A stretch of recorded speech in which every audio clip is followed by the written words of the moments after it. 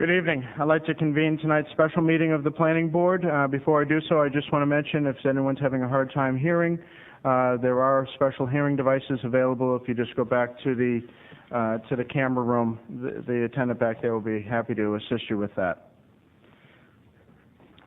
To open up tonight for our first public hearing, the application of F Series Realty LLC owner for property located at 215 West Road, wherein site plan approval is requested for the construction of a two-story, 2,500 square foot addition to an existing structure and construction of a fenced-in parking lot with related paving, utilities, landscaping, drainage, and associated site improvements. Said property is shown on Assessor Plan 267 as Lot 10 and lies within an industrial district. Who'd like to address us this evening? I will. My name is Eric Weinrib. I'm an engineer with Altus Engineering in Portsmouth, representing F Series LLC. Site is located at 215 West Road. It's the former Romar building. It's identified on the tax maps as tax map 267 lot 010. Essentially what we're doing is we're taking an existing commercial gravel laydown yard and paving it to allow it to have new and programmed car storage there for Portsmouth Ford. And we're also building a 2,600 square foot building addition that'll have no utilities in it other than lighting, of course, and that'll be used for new parts storage for the facility. There'll be no people working there fixing vehicles or so forth.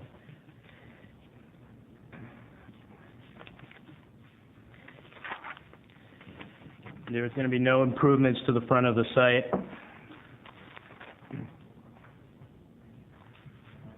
There's an existing. Hello? There you go. The existing building in front has parking on the driveway and landscaped area. Out and back, it's a gravel laydown area. What we're proposing to do is essentially pave that area, construct a detention pond with an outlet structure and a treatment swale. Currently, the stormwater just runs across the site, and the gravel, it concentrates and creates rills. There's no treatment on the site. What we're doing by paving the site is actually trying to maintain it in a sheet flow fashion, so you'll get an even distribution of flow across the site into the detention pond, where it will slow down the rate of velocity and the rate discharging, and then have treatment in the pond as well as in the treatment swale leaving the site. We're providing snow storages along the edge of the site as well as in the corners. There's an emergency egress into the right-of-way that's behind the site that abuts the Georgia Coppola site and down near the Iafola site. We're providing, and there's a note stating such, that all the tractor-trailer traffic will load and unload on the site. We're showing the turning radiuses on there to prove that it can do such. That's essentially what we're proposing. Any questions? Are there any questions for the applicant this time? Mr. Will. There was extensive discussion, Eric, in the TAC meeting on the turnaround of the car carts that come in and out of the property. Could you elaborate as to how a car cart would enter and exit the property? Certainly. We've actually shown the vehicle on the plan in three different locations. One is as they're driving in, they're going to come in and turn to the right. They're going to go all the way up towards the edge of the pavement, and then they'll back up, and there's a radius for them to back up, and that whole area will remain open, and then they'll be able to drive back out the front. So there's no turning around per se around there was discussion to some degree of them turning around all the way to the edge of the property, no. But at this point it's just a simple come in and out, and then the rest of the property is used as storage of the vehicles. Right. And this still is not being striped? It is not being striped. It's not intended for the general public to be there. It's for employees of Portsmouth Ford. They're going to go and bring, cars will be delivered here, and I don't know if they prep them elsewhere or they just drive them individually over to Portsmouth Ford. And actually, I take that back. They're not being prepped there. There's no work being done there. But they're stored here. Then they bring them over there. So they'll have an employee come over. They'll grab, cars and bring them over. They'll be stored in, a variety of how they find it appropriate to store them. Obviously, it's not going to be all full because they need to get in and, maneuver the vehicles. If I might follow up. Later on in the memo, you correct yourself and say that Mr. Weinreb, I'm going to mispronounce your name, so forgive me. Mr. Weinreb indicated that there would be no washing of vehicles. He also clarified that they had previously indicated that they would be storing new vehicles only. They'll actually have low-program vehicles, which are low-mileage vehicles, which are sold through the dealer from the manufacturer. Can I assume that these are previously rented and or leased vehicles that are created, that are like manufacturer-created used cars that get up to about 30,000 miles on them and then are stored here and then sold on at Portsmouth Ford as used cars? That's how I understand it as well. Okay. My concern with that is there's 20 or 30,000 miles. If it is a leased or rental vehicle, I used to work in the rental field, and there is some concern I have with leakage and so forth. How is that being treated? Because it's a big difference between a car that's brand new and has 16 miles on it and one that's 30,000 miles. Right, and I don't know what their cutoff is. And 30,000, from what I understand, sounds like a high number to me. That it's probably between 10 and 20, but I don't. Essentially, it can be anywhere between 10 and 30. I'm giving that as a high number, but it could be as low as 10, as you've indicated. My concern is that in my experience, even those mileage vehicles, you will have some leakage because they're used as rentals and leases, not as a person's personal vehicle. I'm not sure. It wasn't really discussed in the meeting, and I'm not trying to badger you or anything. I'm just trying to get some idea of, are they maintained before they get to this process? What process along the program does this lot see those vehicles? After they've been serviced, and then they come here, and then they're sold in Portsmouth Ford? Or are they coming here before they're serviced at Portsmouth Ford? Unfortunately, the owner's not here, so I can't speak to that. I don't know. That's all. Thank you. Yeah, we've been told numerous times, and I've read that as we pave more and more of the service area, we cause environmental problems. And near the water, anything more than 10% puts us at risk. Portsmouth is getting, I think, at 30-some%. And it seems like you're paving this for no real reason. Can you explain why it has to be paved? You're just going to store cars, and it's gravel now. Why not eliminate the paving? Well, I think that if you leave it as gravel, first of all, you're going to have more erosion than you have today. You're not getting infiltration into that soil there like you would in a normally loam-and-seeded, vegetated area. You're having gravel. It's an old gravel pit, and we've done test borings out there. There's very little infiltration. You're close to the groundwater.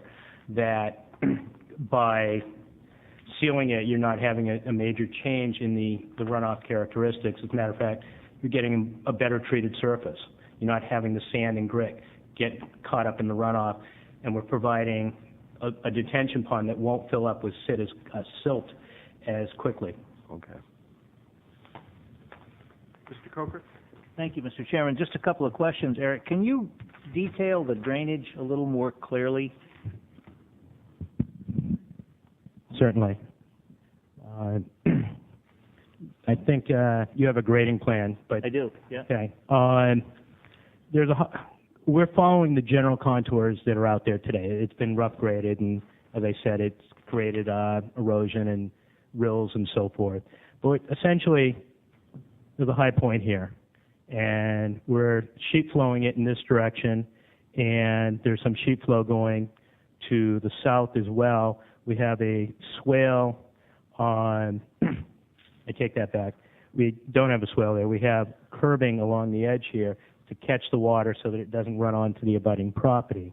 We're catching it there, and then we're having it discharge into this detention pond. There is some residual flow from off-site that we're running around in a swale around the site and into the pond as well. Then from the pond, it's a V-notch weir. It's running into a swale and into the swale along the roadway. Okay, are you comfortable with the amount of treatment that the detention pond can handle? Because Raymond brought up a very good point. I looked at this initially and thought new cars, no problem, but they're used cars, so they're going to leak any way you slice it. So the initial rain would come down, wash it down into the detention pond, and I'm assuming you sized it sufficiently with the idea that it may contain more oils and sediments than on the average. I've actually, for oils and so forth, that's going to float and that will come up as you run it out. You're hoping that you're going to get some evaporation in your lower frequent storms because the outlet structure is about 6 inches above the bottom of the pond. So when it's a dry event, when you're not getting a lot of rain, which is when you're going to get your first flush of contaminant, it's going to come into the pond and it's going to evaporate. Okay. One other question, just a clarification of terms. On C3, sheet C3, note. Anyway, one of those notes says stacking of vehicles. Does that mean stacking like one on top of the other, or? No, what it means is that as compared to a parking space in a city lot or any other public lot, you don't stack vehicles. You have one vehicle that can back out. Here, in potential, they could have 2 or 3 vehicles, depending on how they decide to Well, basically, stack the lot. bumper to bumper. Bumper to bumper. Okay, that's fine. Thank you.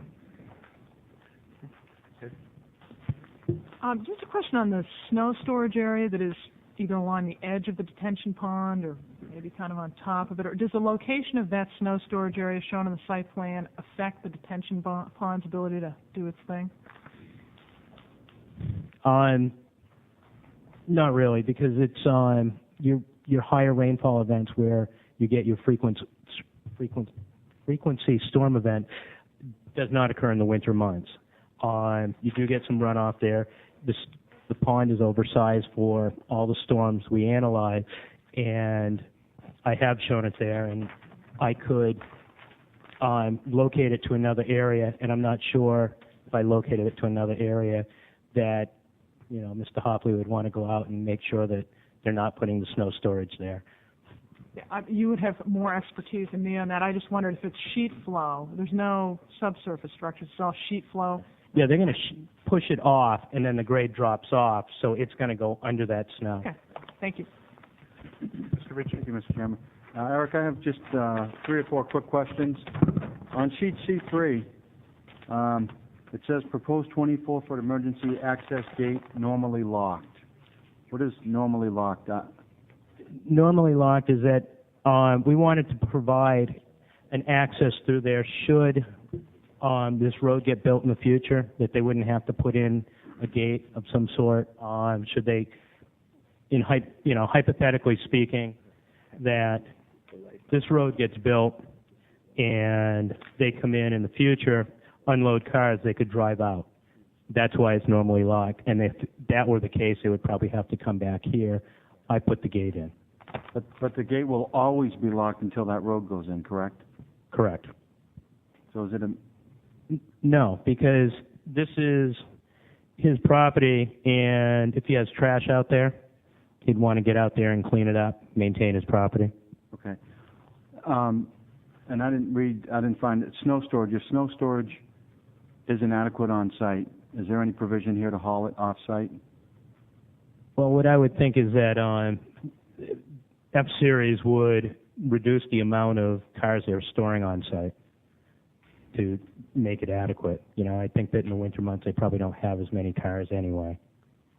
Okay. I guess in seeing these lots in the past, they fill them as much black as there is, they'll fill them. And I just have a concern that a year like this year, that it'd be nice to have a note that if an abutter calls and says, hey, I've got, he's putting snow on my lot, it'd be nice to have a provision that they need to haul it off site. A couple other quick questions, Eric.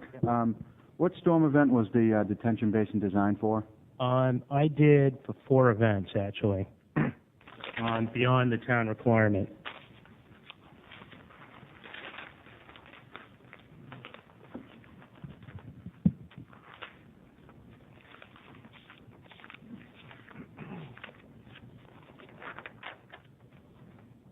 I'm corrected, 3 events, 2, 10, and 25. Okay. And did you do any test pits anywhere within that proposed basin? Do you know if the estimated seasonal high water is in there? We did a geotechnical report, and the water table was within 2 feet of the surface. The observed of the estimated seasonal? Estimated seasonal. Okay, thank you. Any other questions? On your lighting plan, you have the lights you proposed. We're trying to get into using the dark sky friendly lights to try to avoid glare. Mm-hmm. I understand you have these 25-foot poles will be the ones going around the main parking area. Yeah. I would ask that the lights on those be recessed up inside the housing to conform with the dark sky friendly. Your light on the front of it, that is also at a 25-foot pole. On the front portion of the property, your light, you have 2 that are labeled A. I would have to go and look. I'll take your word for it. Okay. Well, I'm reading from your plans. Yeah, I haven't looked at it. Do you need them to be that high? Can we bring those down to say between maybe 18 or to 20 foot? Yes, we could do that. To the lens? Yes.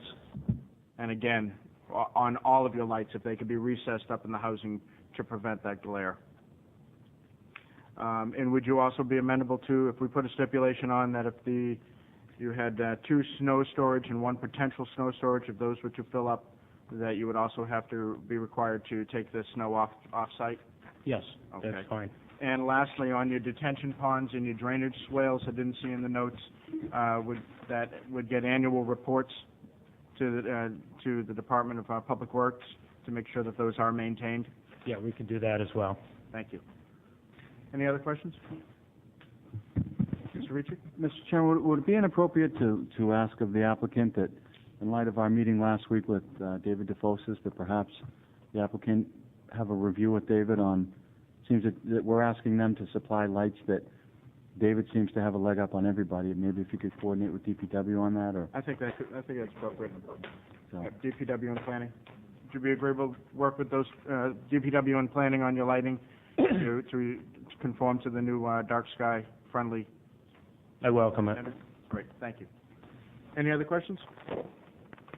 No? Thank you very much. Is there anyone in the public who would like to speak to for or against this application at this time? Anyone in the public to for or against? Third time. Seeing no one rise, I'm going to close the public hearing. Mr. Chair, Mr. Will. I have a question more along the lines for the department. As I asked Eric earlier, I tried to get an idea of what the general chronology of these vehicles is. Are they used as program cars, then refurbished and then brought to this lot, or are they used as program cars, brought to this lot, taken off the lot, refurbished elsewhere, and then sold as vehicles? I don't want to give the impression that cars that have 10 or 30,000 miles on them, 50,000 miles on them for that matter, leak. That isn't the case. I myself own a fine car that was over 50,000 miles, bought it, and it never leaked. The issue is that in program vehicles, if it is a lease, I believe a lot of times the lease agreements, the maintenance is the responsibility of the lessor. In a rental, the maintenance, oil changes, all that is the responsibility of the rental company. And without knowing each individual car's history before it gets there, we may be dealing with leaks, or may be dealing with absolutely no leaks, or some combination of it. And without knowing what the chronology of it is, we could have a lot full of fully refurbished vehicles that are just being stored there, or a lot full of vehicles that are waiting to be refurbished and are leaking. I have no idea, so I have no idea how to proceed, and I don't want to impose anything on the applicant that is unnecessary, but I also don't want to put us in a position where we have a situation where we have a lot of leaky vehicles. I would, to begin, and I'm going to let David maybe elaborate. Mike, when you brought it up, my concern was drawn back to there's a used car lot that we put in that approval a few years back across from Water Country, and I had brought up the same concern about because it was a sheet flow going to a swale detention pond in the back, and I recall from that was actually the appropriate method because it does evaporate. If there are any drips, it usually evaporates going across down to the detention pond. That was what I recall of that. David, do you want to elaborate on? One way, too, that the board could address this is if the applicant agrees, you may want to impose a stipulation that there be no cars in an inoperable or leaking condition on the site. If that would be agreeable to me. I would suggest you see if the applicant would concur with that. Would you concur with that? Yes. Okay. Seems reasonable. Okay. What is your pleasure, board, on this? Move we approve with the above stipulations, including those of snow storage and of the leaky vehicle, and the lights, and working with DPW, and I believe there was a gate issue as well. No? And also the swale maintenance. Swale maintenance. Swale maintenance. To DPW. Am I missing anything else? I think that was it. Okay. I'm assuming the swale maintenance would be an annual report. That's what I had asked for. Can we ask for more? Annual slide. Once a week. Is there a second? Second. Okay, it's been moved and seconded. Discussion on the motion? Seeing none, I'm going to call the question. All those in favor? Aye. Any opposed? The chair votes aye. Can I ask a question of the board? Yes, Mr. Holden. I'm assuming, given the board's new interest in site lighting, that what you're asking us to do is that if there's a change in a site where the lighting is being changed, that you want to review it? Absolutely. Mr. Chair, But before I we... would also, excuse me, I I'm sorry, go ahead. may further that by saying, if it seems to be a minor, that if something can be worked out between the department and David DeFose's, I would... So any change in site lighting should probably be dark sky, and Dark should sky. have recessed bulbs. Otherwise, you guys are going to want to see it. Absolutely. Okay. Is that... Yep. Okay, moving on to 2, the application of Northeast Credit Union owner for property located at 100 Borthwick Avenue, wherein site plan approval is requested to construction of a 2-story, 8,000-square-foot addition to an existing structure and expansion of an existing parking lot with related paving, utilities, landscaping, drainage, and associated site improvements. Said property is shown on assessor plan 259 is lot 15 and lies within an office research district. Who'd like to address us? Mr. Chair, before we continue, I have to recuse myself because all my money's in this bank.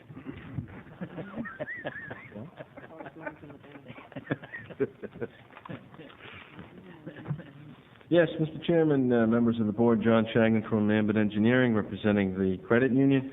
Also here tonight is Devin Parker and Paul Kelly, operations,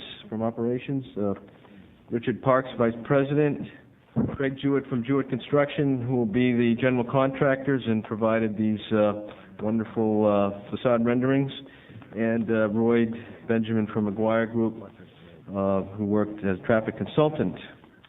The board has hopefully looked over the items that were listed in the memorandum, so I won't go through all those point by point. Briefly, the plan set consists of a number of sheets, a standard boundary survey, a plan showing all the easements. The site has many easements on it, and the developable area is quite condensed in the corner that we're developing. There's an existing conditions plan. That plan shows a proposed sidewalk, which was as a result of our meetings with the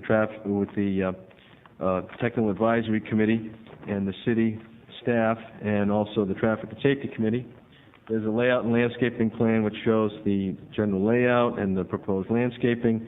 The utility and grading plan shows the utility connections. Most of them are internal, with the exception of a new sewer connection. There's a stormwater and erosion control plan. The stormwater is being dealt with by infiltration, so that the drainage analysis which was submitted shows There's actually a significant decrease in off-site runoff. There is a lighting plan that is not in the set. It was submitted, but you all should have it, and it should go in the set. This plan was prepared by Ken Sharon, who I think you are familiar with, and the fixtures are dark sky friendly or compatible. And then there's 2 detail sheets. Stipulations from the final or the second March 1st TAC meeting. I will run through those and just point out the items from that meeting that are now addressed in the plan set.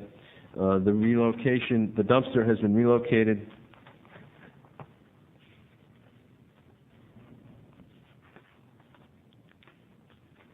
Originally, it was proposed for an area here, and that is underneath the Public Service Company easement, and they did not want us to have the dumpster located in that easement, so we've relocated the dumpster to the to west of the building in front of this grassed area, and that is shown on the plans you have before you.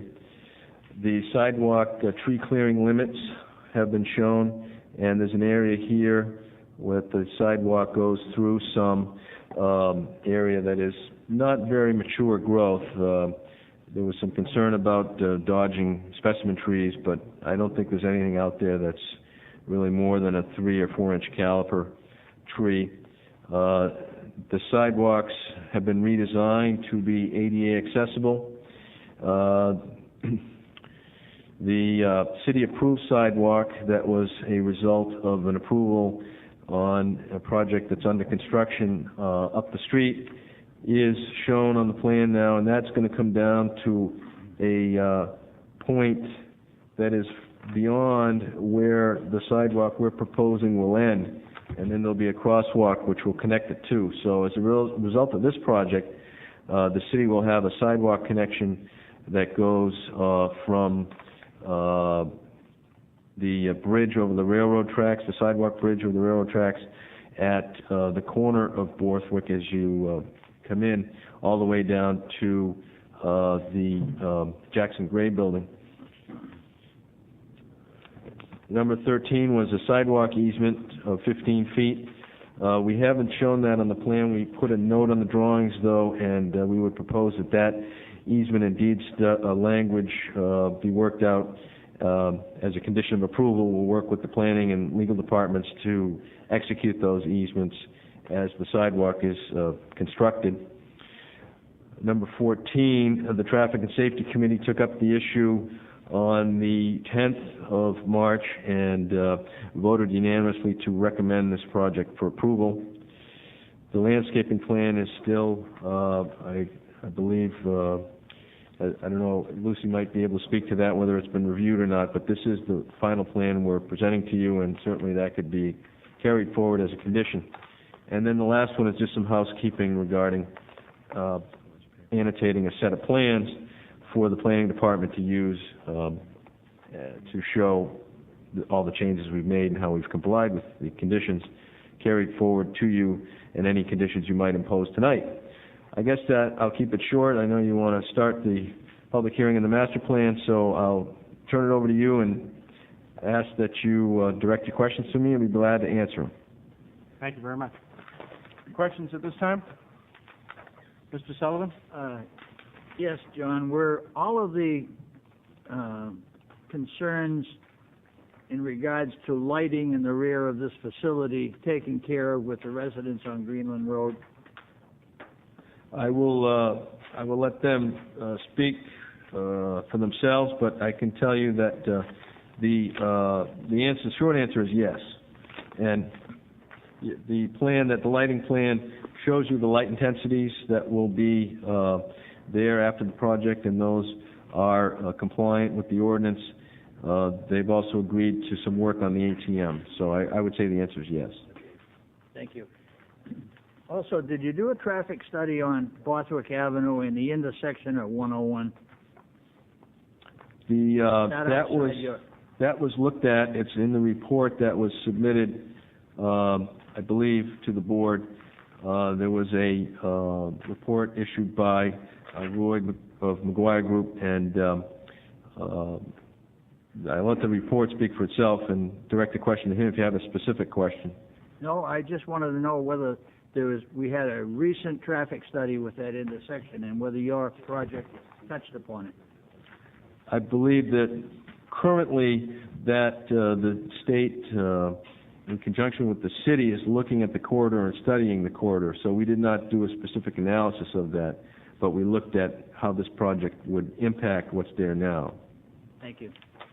And from that impact, do you have any proposed upgrades? No, the Traffic and Safety Committee felt that the construction of the sidewalk along the frontage, and this lot is kind of long and skinny, so there's over 800 feet of sidewalk that the applicant will be paying for and installing, that provided a mitigation worthy of approval. They did do a little bit of work to identify some things the city could do to help the traffic in the Borthwick corridor, but they are not, and the Traffic and Safety Committee did not feel that was warranted by the applicant. Thank you. Any other questions? Mr. Ricci? John, on the leaching chambers, Yep. did you do any groundwater research beneath those? Any Yes. test pits, et cetera? Yes, we performed a test pit to ensure that there was 4 feet of separation between the bottom of the leaching chamber and estimated seasonal high water table. Okay, and what was the point of using those versus a conventional detention basin? The site is very flat, and you really didn't have the opportunity to provide, there wasn't an opportunity where there was a change in grade so you could put in a detention pond. Right now, it's also very porous soil. It's a good gravelly soil. So we felt that this mimicked the existing condition.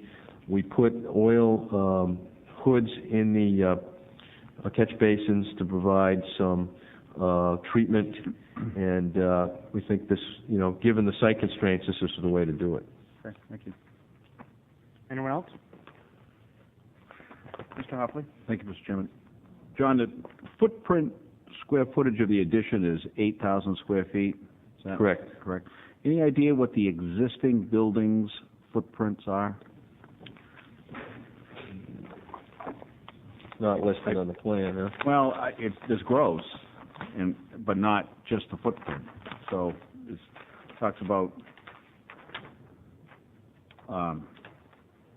in your parking calculation, there are footprints, or there are gross square footages, but Right, but that's there is a 2-story section, right. so that doesn't add up directly. Anyway, there should be a calculation of building coverage plus. No, it's low. I looked for that too. Yeah, the lot's so big. Right. It goes on way beyond what's shown here. So, well, my point was, and this is really not anything that we can pass judgment on tonight, but there was a comment in the TAC committee minutes that kind of caught my eye, and I would just urge the applicant to verify something that was said. I guess the facilities supervisor, Mr. Devin Parker, indicated there was questions about sprinkler system in the building, and the current building has a sprinkler on the basement only, and the plan is to build the addition without any separation. That may or may not be able to be pulled off. It depends on the analysis of the complete building and the current type of construction and the proposed type of construction. It gets pretty complicated, I guess. And so I would urge the applicant to have their design professional begin to work on that, because it may or may not be able to happen, and the sprinkler system may or may not be needed depending upon the results of that. So it's a complicated item. Yep, I'm sure they'll do a thorough code review. Anyone else? No, just a couple. I think it's just a correction on sheet C6, where you have, on that one, you still show the dumpster in the rear. Okay, yep. Where the dumpster is going to be, you have it as porous pavers. Correct. You just want to make that correction? Yeah, that wasn't replotted, so thank you for pointing that out. Another one too is on your parking spaces. I see you have a lot of handicap spaces and so forth. Do you have any cement, concrete pads set aside for motorcycle parking? We don't at this time. It may be possible. There's these 4 spaces right in this location, and we could possibly put concrete, Portland cement concrete on 2 of those, and they could serve as motorcycle parking. And those would be in the rear, correct? Correct. Is it possible to maybe get some up front too, as the members pull up to the front? Because that's most likely where people would come in quick. We can look at that. Okay. Yep, certainly. There's an extra, parking is not at the limit, so if we dedicate some spaces to motorcycles, that won't impact the compliance with zoning on parking. Another one is on the drive-up windows. Are there exterior speakers on that? My concern is any echoing and so forth that would go back into the neighborhoods. Are those kept low, or how are those handled? Well, those are only used during business hours, and I believe the microphones point to the northeast. So I don't think, and I'll let the neighbors speak to that, but I don't think there's a problem. The neighborhood hasn't expressed that there's an issue with sound coming out of there, so Okay. I don't think there is. And I think that's what I had. And if you could just humor us too, if we could just hear from your traffic engineer to go over some of his suggestions. Sure. That he had. I know Okay. he did a good report. Okay. So give him a chance to talk to it. I'll turn it over to... One thing I noticed in the report that it did say that the existing Northeast Credit Union building has 24,000 square feet in it. I don't know if that helps you on the front page. I don't know if that helps you with your question. Good evening. Good evening. My name is Roy Benjamin. I'm with McGuire Group. I'll go briefly through this document with you. When we met with the city, we decided to do a 2-phased approach to this project. The first step was to look at the expanded part of the building. We want to make sure that you understand that this expansion is a result of overcrowding in the existing facility. So the intent was not to generate all new employees and trips, but we did look at it as if that was what was going to happen. So we took the expanded section and did the trip generations, and we came up with 36 total trips in the AM peak and 34 in the PM. With that information, we met with the city. They decided that the numbers were so small that it didn't warrant a full traffic study.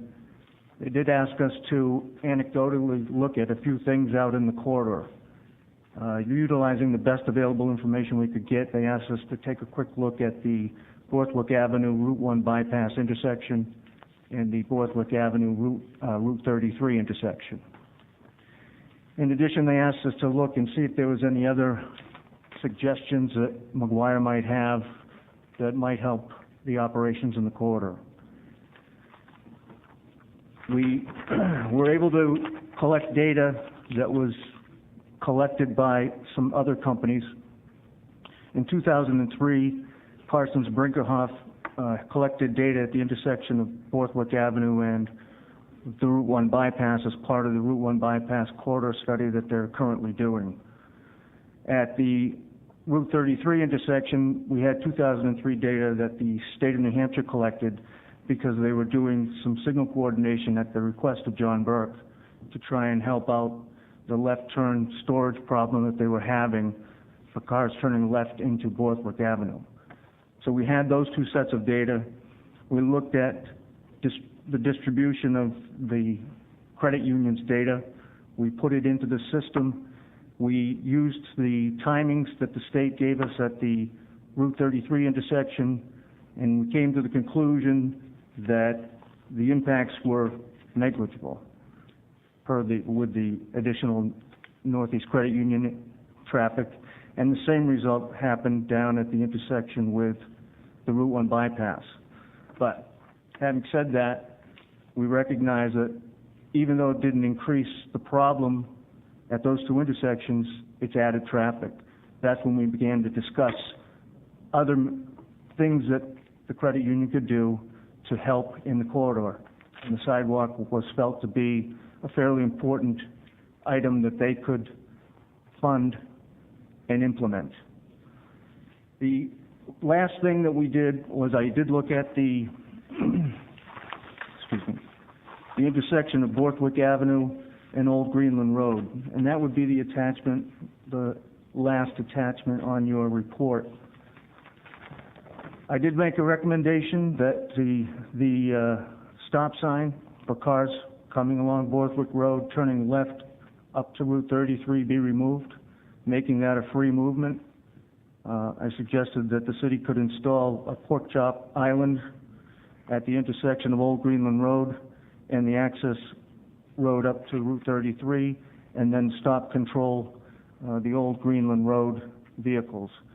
At the time that this was set up the way it is today, there was more traffic coming out of the neighborhood of Old Greenland Road than there was coming along Borthwick Avenue, and that was quite a few years ago. I think that condition has flip-flopped at this time, and Borthwick Avenue now controls the most traffic. So that's why we recommend that free-flow left turn. There is a precedent for this arrangement. It's at Exit 3 in the state of New Hampshire, has the exact same setup for left-turning vehicles having the free move, and the opposing vehicles have to stop, and it works just fine. I go through it frequently. That is the basis of the report. I'll answer any questions you may have. Are there any additional questions? Mr. Holden?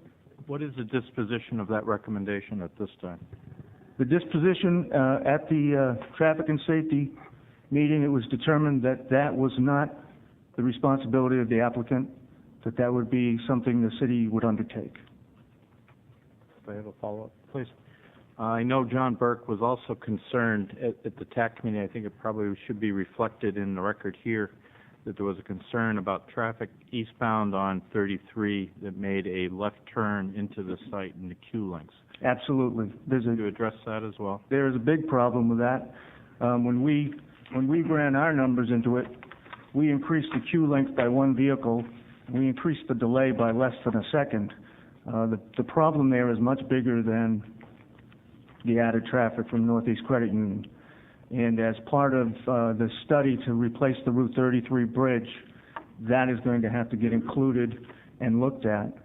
They're also talking to the state about looking at that whole corridor and the signalization timing and seeing what could be done to maybe do a Borthwick connector, some reconfiguration of the ramps. The solution here is much bigger than this applicant could ever possibly fix. And there's no little thing that they could do, like painting, that would make any difference. So that's why we're saying that they're better off investing in the sidewalk. That's a better investment for the city at this time. And the reason I brought that up is I concur with Roy, but the TAC committee was concerned about the additional delays that are on 33 and the additional traffic loadings at the intersection of Old Greenland Road. But the technical advisory committee was willing, or not willing, they acted to allow traffic safety to make the recommendation. And that is why I call your attention to traffic safety committee's action in lieu of the technical advisory committee. And having said that, I would also put forth that the applicant has stepped forward to address the pedestrian issue on Borthwick Avenue, which is severe, and they have worked with the city.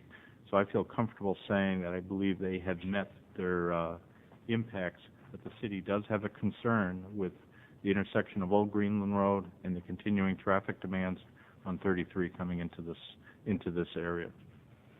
Okay. Any other questions? Thank you very much.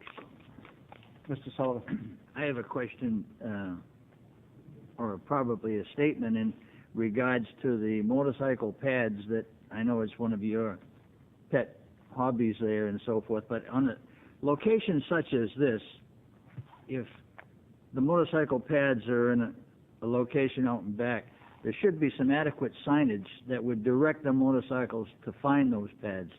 Otherwise, they're not going to be used. That's why I had also requested to add two to the I front as understand well. that, but I think not only for this applicant, but other applicants, we ought to be cautious of some type of on-site signage that they would be required to put in at the time they undertake this type of a project, so that the motorcycles can find those.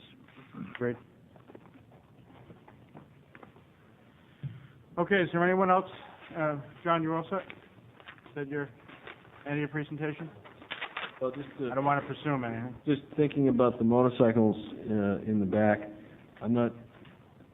most of the traffic in the front is the quick turnaround, and I'm not sure that that's going to require a motorcycle designated spot. They'll just pull into one of the parking spots and go in and come out. I was thinking more of employee long-term stays, and that's why I put it in the back. Okay, thank you. Yeah. Anyone in the public would like to speak to, for, or against this application at this time? Anyone in the public, to, for, or against, please?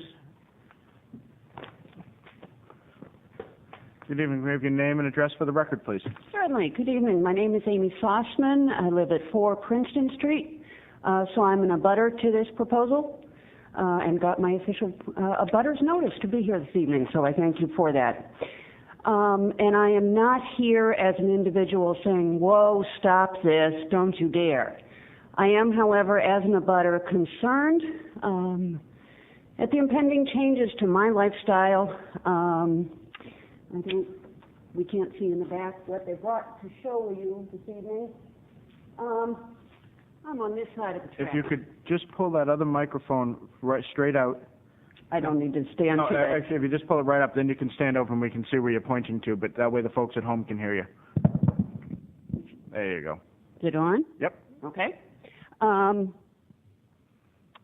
Let's see, on the plans I reviewed at City Hall earlier, I'm named. I'm over here on Princeton Street. Thank you.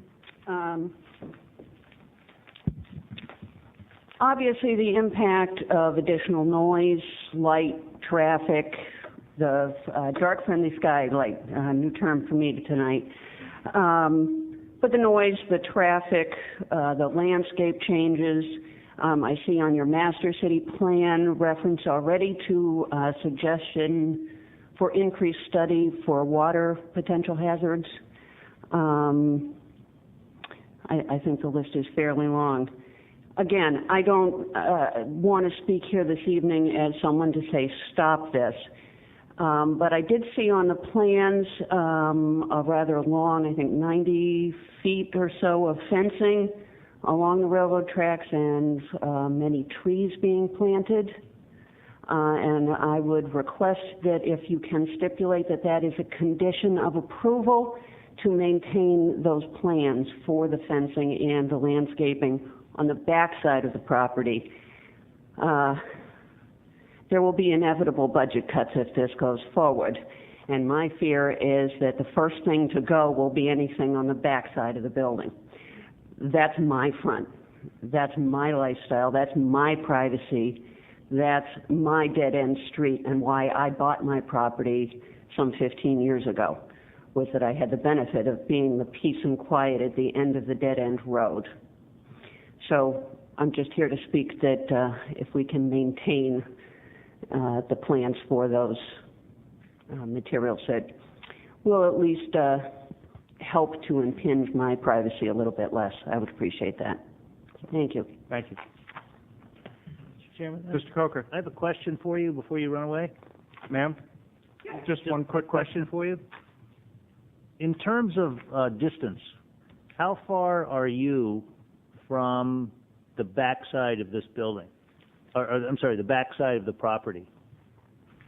What's the distance? There is perhaps 10, 12 feet from the border of my property to what is railroad property. Yeah. And then there's the railroad track. There's the railroad track itself. There's this. So there's like a 40 or 50 foot, is that So- all, for the railroad? You know, the railroad comes down on both sides. There's a gully, kind of, and the railroad track is, they spoke to their flat property. I too have small flat property on the other side. There's a small gully on either side that the railroad track goes through. Okay, thank you. Okay. Is there anyone else in the public who'd like to speak to, for, or against this application at this time? Anyone else in the public, to, for, or against? Third time, seeing no one rise, I'm going to close the public hearing. What is your pleasure, Board?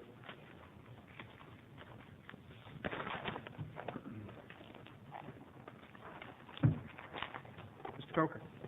Just sort of an observation. I think because of the distance and it's fairly close, I'm assuming that the lighting will be any new lighting will be the dark sky friendly. They've indicated at the beginning that this was already had been dark sky friendly compliant, but I would certainly, until we have everything in front of us, and we understand all those, since that's a new standard for us, or once we make it as a standard, that I would still add the stipulation that it goes before David DeFos's and the planning department. Fine, thank you.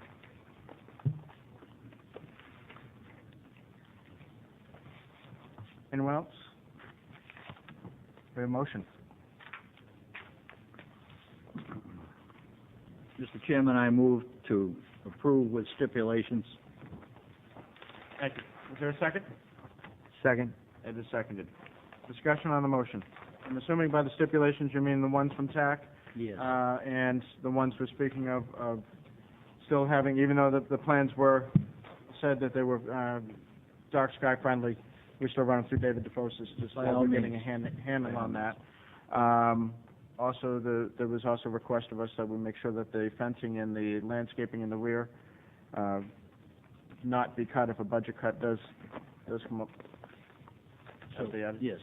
Yep. May I ask a question about that? Certainly, Councilor Frank. If that does show up on the plan, but it were not to be included as a stipulation, and then at a later point in time the proverbial budget was cut and that was not undertaken, given that it is shown on the plan, what is our enforcement capability, or does it make it stronger to have it as a stipulation? We have a bond, it'll be there. And further, it'll be maintained, and if it falls in disrepair, we will cite. Thank you.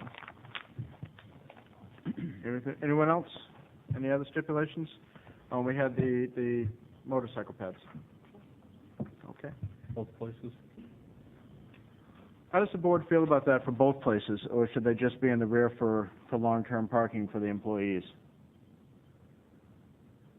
The applicant does bring up a good point, that the ones that would be up front would be short-term only, but if they were in the rear for employees, and it's really the long-term, it's when you put a motorcycle in there at a hot sun, after a while, you start getting the marks in the cement, in the pavement, and the bikes tip over, and you have other issues. Mr. Chairman, I feel that most motorcyclists that are going to use the facility are either going to drive right up to the front door or go through the window system. So I feel that the motorcycle pads should be in the front of the building. So to go with what originally was suggested of 2 in front and 2 in the rear? Yes. Stay with that? Okay, okay. Well, I'm so that I understand. You mean 2 in the front and none in the rear? 2 in the front, 2 in the rear. Yeah, no, I think. Okay. Okay. Seeing nothing else, I'm going to call the question. All those in favor? Aye. Any opposed? The chair votes aye. Mr. Chairman, before we go on, I've been given a lot of consideration. I didn't want to bring it up on the traffic plan for this other project in regards to the Borthwick Avenue entrance onto Route 33 there at the intersection, but when we were talking about the Islington Street Woods project, we were talking about a traffic study that would take on Islington Street. I also feel that that study should take on that intersection there as well. And my main concern there is the added traffic that is going to take place on Borthwick Avenue, and if they ever open up the road by Panaway Manor going across into the parking lot as the people are trying to do out there, that's going to make that intersection far more busier than we've ever seen it before. So I think that I'd like to have that incorporated, David, if you would. I would suggest that we add those minutes, or what you're saying, to the minutes so it can reflect.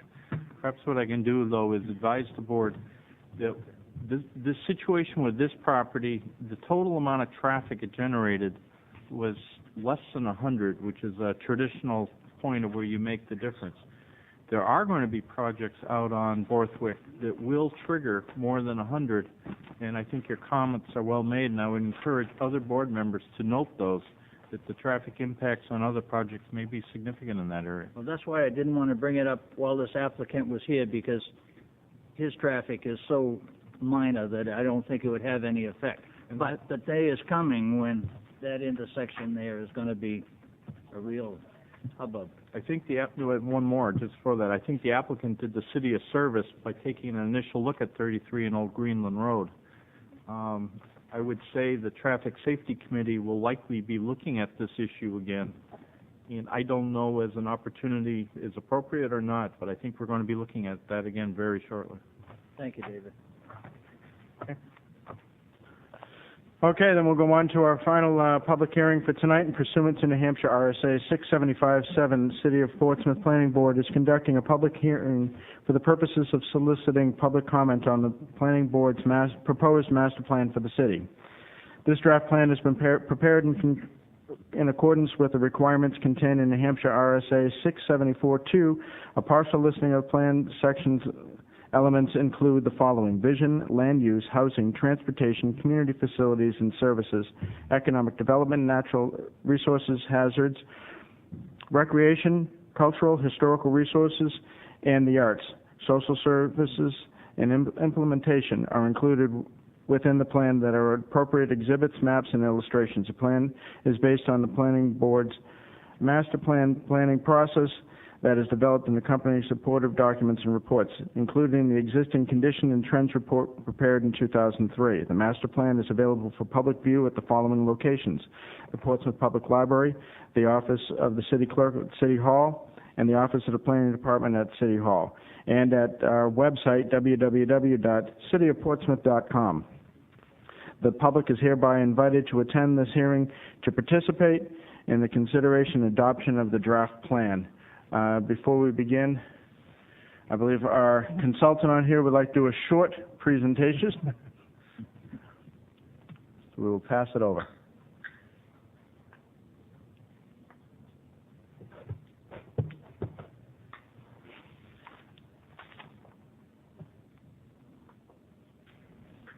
Have faith. Have faith. And before you begin, Rick, I just want to say thank you for all of your hard work that you have done on this. It has been an absolute pleasure working with you through this process. You've taught me a lot. It's nice working with a consultant who has really shined. Thank you. Thank you for all your hard work.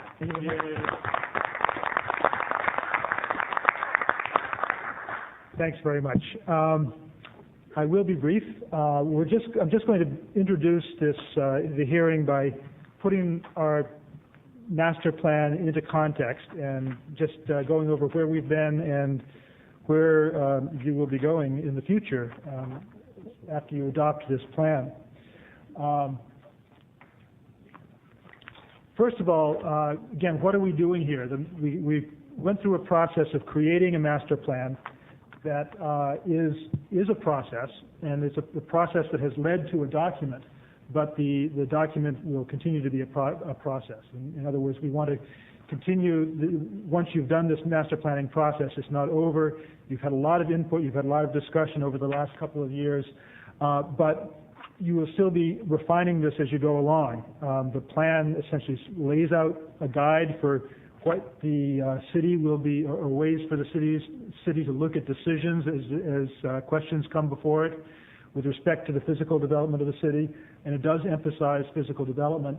And it has this kind of broad, long-range perspective balanced with some very specific strategic focus, but over time you'll be refining things. New things will come up, And so it is meant to be a living document. It's meant to be something that you go back and look at, and year to year you review where you are, where you stand with the recommendations, and make changes. And the recommendations that are here in 2005 may not seem appropriate in 2008. So you'll be looking over it as you go ahead. How we got here, I think the most distinctive characteristic about this planning process, and the thing that has been very useful and rewarding for our team as consultants, is the tremendous amount of public input that has gone into this. This has been a very unusual process. The city's decision to embrace the whole study circles idea, to bring a really broad cross-section of people into the planning process, really meant that this plan includes the ideas and thoughts and concerns of a huge range of people. Now, not everybody's going to be happy with everything that's in the plan, and with a document of this size, with 220 pages of existing conditions and 134 pages of goals and policies and strategies, and all focused on trying to focus on a coherent vision leading to the kind of development and conservation issues you're trying to address. It's going to be very difficult to get everybody's viewpoints incorporated, but the city has done a tremendous job of doing that. And just this timeline that we have here on the slide really points to that. As I started thinking about this, it kind of shocked me that it's actually been 2 years we've been working on this in terms of not just the consultants' work, but also the public involvement. So the study circles really started going about 2 years ago, a little more than 2 years ago. And we had 2 phases of study circles that was addressed separately for the consultants. It was people who knew the city who were running that process and who were developing those ideas. It wasn't the outside consultants coming in and saying, here are what your issues are. It was people in the city doing that. After we went through that whole process, and while the consultants were working on doing the data collection and analysis, there was also a series of neighborhood meetings that you ran as a planning board in the various schools around the city in the early summer of 2003. And then you went out and you met with a whole variety of boards, local organizations, bike groups, Peace Development Authority, historic, culture, arts, the people who might not have been formally part of the study circles, or they may individually have been part of that, but didn't necessarily, you had these other meetings that were really focused on their particular issues.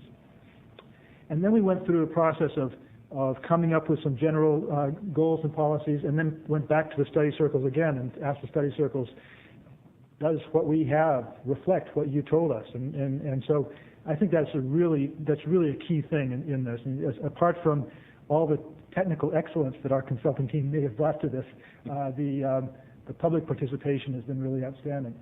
At the same time that initial public participation was going on back in early 2003, the team was putting together that 220-page document of existing conditions, which was the basis for you to think about what was going on, what the issues are, how to document and quantify the issues in the city.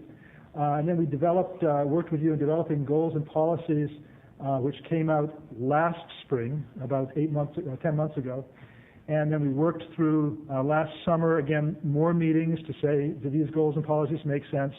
And then into the fall started developing an implementation program with specific actions and responsibilities. And that brought us to where we are right now with the document that came out in February and that people have had a chance to review at this point.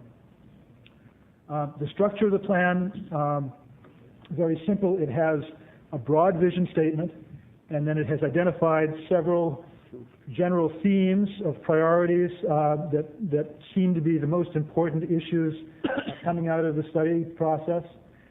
Then there are goals and objectives for each of these various chapters that the chair listed off in his introduction, and then specific strategies, and again, these strategies focused on areas where the city could make a difference, and where the city has responsibilities. So it's, and again, particularly with respect to physical development.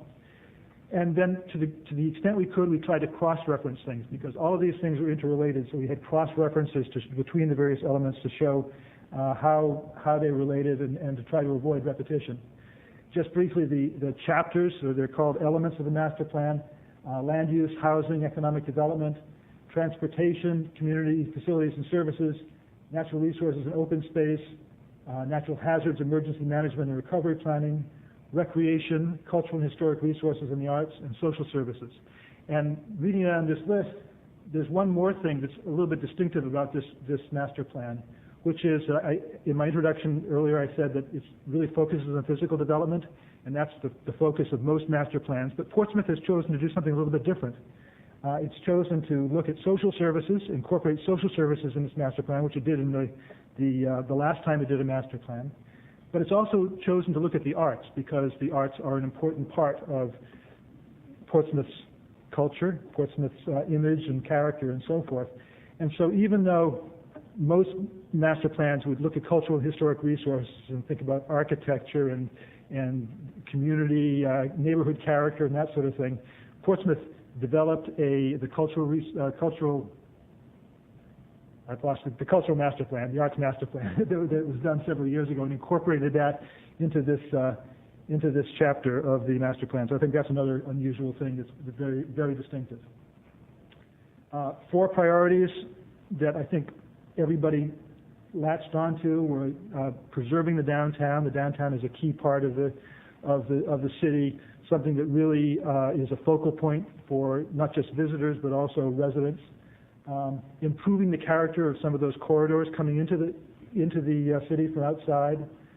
Supporting diversity in the community, making sure that this is the best place for everybody to live, work, and enjoy.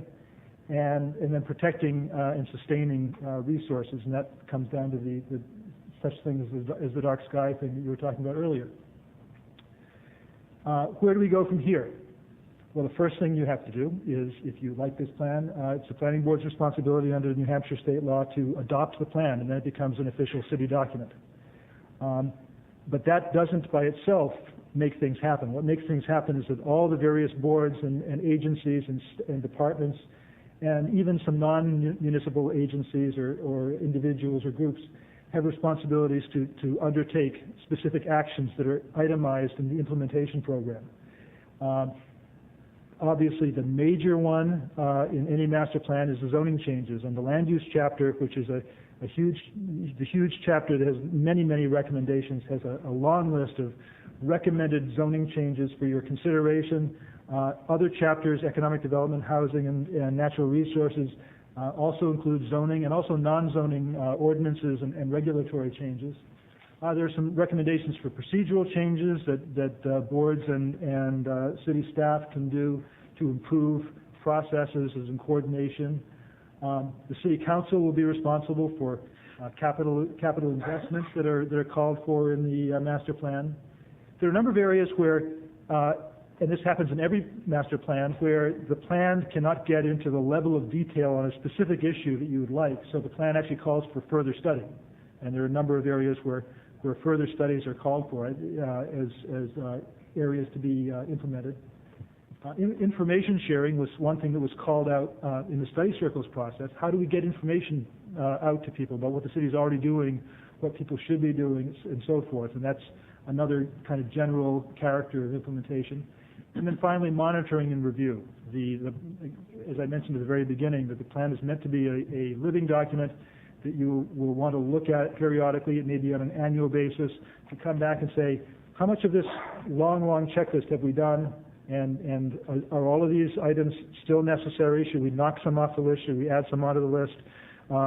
Just making sure that the plan does not, as the cliche goes, sit on a shelf, but it's actually actively being used by city staff, city boards, and departments. That, I guess, is the brief presentation, and I know that you all know all of this. I think it just helps to put into context and kind of recognize what you've achieved through this very unusual public participation process, this mixing of very intensive public participation, involvement by a board and staff, and outside consultants, all pulling it together to come up with this document. Thank you very much. Thank you. Thank you very much. Before we begin, I know Peter Britz is sitting in the back. Peter has also put a lot of work out there, and Peter, I would invite you to please come on up and join us up here, because you have put a lot of work and effort into this. One of the things that when we began this process, there was the first study circle meeting out at that time, Yokins. One of the things that came out of it was the people that participated in the study circle said, please do not let this become a document that is just going to sit on a shelf. And they were concerned about that when they were beginning into this whole process. I think one of the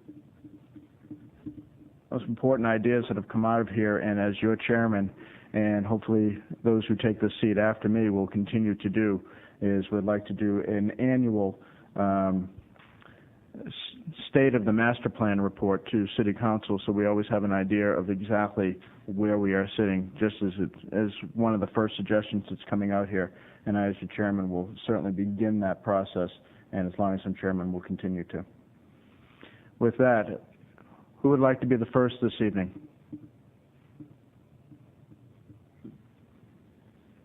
Anyone? Move to close the public hearing. I know no one wants to be. Why don't we start off with the people that began a lot of the work, and that is the study circles. John. Good evening.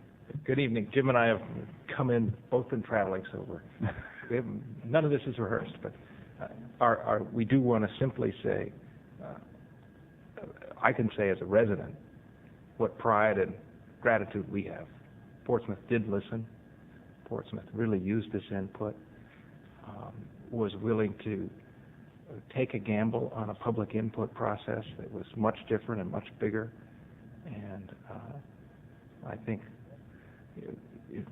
far be it from us to speak for all the participants, but as people who were there at the beginning of this process, we want to thank you for just a job well done. Thank you. I think you touched on something, Ken, about it being a learning experience in terms of working with Rick, and it was a learning experience, I think, for the entire community and being involved in this process. I think as a result of the process, there have been times when we realized, geez, the city's already doing a lot of this stuff, and people became more informed about the fact that the city was doing various things. I think the citizens that were involved are more informed about what their roles are and how to, make these things happen.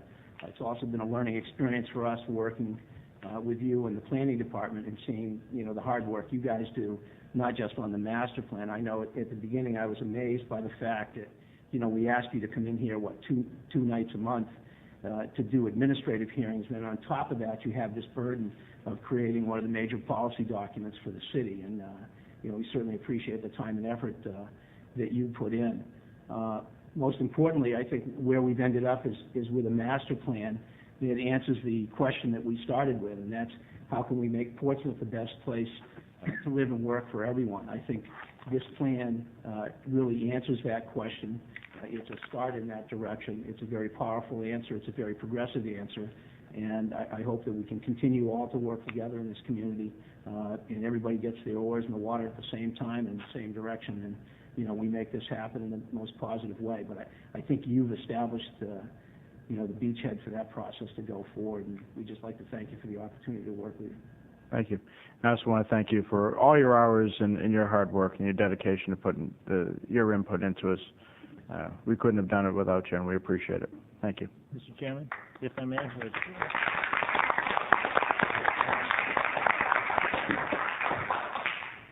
If I may, I'd like to publicly acknowledge the work. I sat on the committee that chose Tainter and Associates as the consultants for this project, and I recall looking at the breakdown of the costs, and I looked at this number called public participation, and it was like a third of the budget. And I said, wow, you guys are the experts. Why don't you come in and tell us what we're supposed to do? That's what consultants do. Being a consultant, I figured the same, that work the same style. I have to say that the process of the public participation, I could not have been more wrong in my thoughts. I think it has made an enormous difference. Mark that in the minutes. Well, that's my annual error. I'm entitled to one. I think it has made an enormous difference in the outcome of this document and the outcome of really where this document is taking us. And I just have to hand it to you guys, and I just say thanks. I mean, everybody's done an enormous amount of work, but this is one skeptic that has been won over by the circles. So I say thank you. Okay, is there anyone else in the public? This is your chance, folks.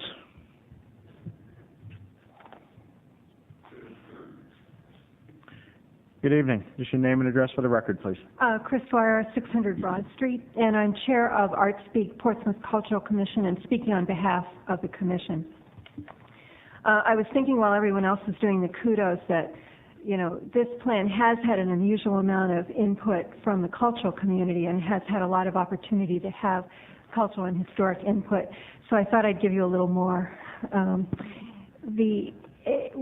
We have reviewed the plan, and we request that you think about 3 additional topics that are related to physical development, physical improvement. We like a lot about the plan, but there are 3 areas that, as we looked at it, we thought might be tweaked a little bit. The first is related to live-work space. And we see that there are several strategies in the plan that we think could be linked more clearly to make the possibility of artist live-work space actually a more viable possibility for Portsmouth. That, you know, we've been talking about it for about 2 years, and we have hopefully some things on the horizon. But we think there are 3 provisions that need to be thought about together. The first is the priority for preserving and increasing the supply of workforce housing that's affordable. The second, the need for rezoning that permits live-work spaces in order to maintain the workforce. And the third is a strategy that's just mentioned at one point, which is the employment of flexible zoning techniques for creative mixed uses in commercial developments and redevelopments. And so our thoughts is that there just needs to be an explicit link across these 3 strategies in the plan. For example, so that it's really clear that live-work spaces are eligible for any incentives that are associated with workforce housing or any incentives that are associated with affordable housing. Further, that live-work spaces would be thought about and would be included, even given priority in creative mixed uses in commercial developments, whether those be in business, office, research, mixed, or industrial zones. So that's really a bringing together of 3 things that are already in the plan. The second topic is about cultural purposes in 2 future developments, the McIntyre Building and the Northern Tier. In the plan, it's really clear that the intention is to promote vitality in those areas. And we think that cultural purposes are essential for creating economic activity and the type of vitality that's talked about. I mean, our town is full of what that means, to have cultural areas that create economic vitality as well as civic vitality. And the word that's used in the master plan when it talks about vitality is entertainment. And we think that's probably an inadequate way of thinking about what we really mean by cultural purposes. So we would like to see explicitly cultural purposes incorporated in both of those future developments. And we think it's most important for economic development. And by cultural purposes there, we mean public and privately run spaces that are gathering places where people come, whether it's for performances or exhibits or ongoing teaching spaces. And then the third area is related to outdoor aesthetics. The master plan frequently mentions the importance of landscaping, the use of neighborhood parks, the creation of small pocket parks in the downtown area to help further the goals of being a livable city. And we think there's a really important role for public art in adding to the aesthetics of landscaping in the city and bringing more human interest into our parks, especially those that aren't very well used. So we are encouraging the extension of the 1% for art provision, which is already in the master plan for public buildings, encouraging the extension of that to landscaping and park improvements. And so that would mean that such projects would generate a percent of the project costs for public art in the outdoor landscape. So those are just 3 areas, building on improvements, land use improvements that are already in the master plan. But we also would like to commend the Planning Board for the attention to cultural and historic resources in the plan. we know from our contacts that this work has stimulated a lot of interest around the state in this plan.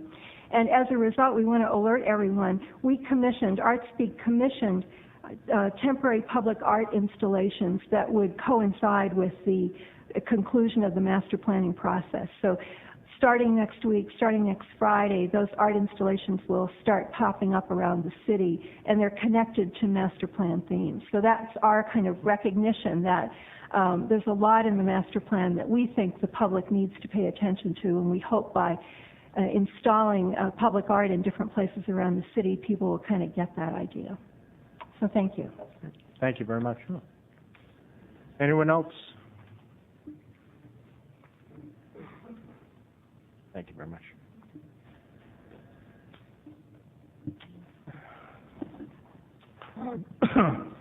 Good evening. My name is Martin Cameron, 469 Ocean Road. I'd like to speak on the page 27 there on the development or the changing of the zoning, number 6, Islington Street, the railroad corridor, and Borthwick Avenue.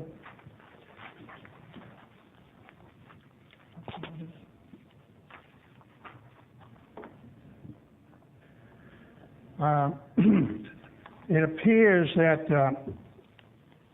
this place is now, this area is now zoned for office research, but somehow during the roundtables and so forth, a proposal came in to go ahead and change the zoning, and but which probably didn't seem to make too much difference at the time. However, now there is a very big development that is trying to go into that zone, and the zoning won't accommodate it because it's mixed use of business and residential.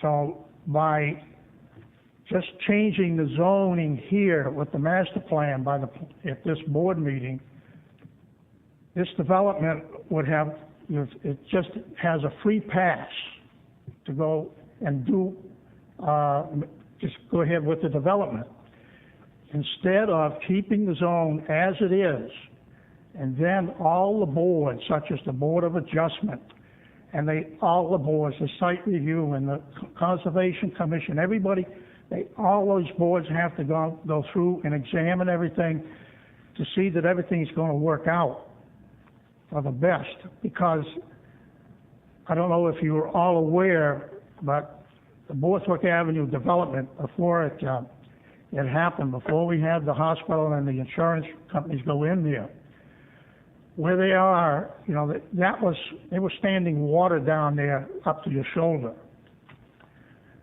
And in the development process, you know, we lost, City of Portsmouth, we lost 30 wells in that development. Just tearing up all that land, and all that water table just got all tore up. There were people living up on in the Panaway area, up on Sherburne Road and so forth. When they had, before the development, you could have a 2 or 3 day rain, and the puddles of water would be gone 24 hours later. However, presently, that's not the case. Now, the water stays there for days on end.